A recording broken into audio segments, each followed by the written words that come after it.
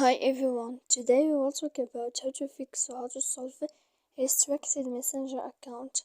To know how to fix or how to solve a restricted messenger account, you should just go to settings like this. You will click. After that, in this page, you will go to apps, default apps, app settings. When you will see this list, you will go down to find the application of messenger and you will enter here. Then in this page, you will go to click for stop. After that, you will enter to storage. When you will see this page, you will click clear cache.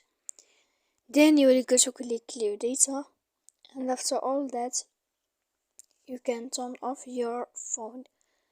So please don't forget to support us by like and subscribe. See you next time in another video. And thank you for watching.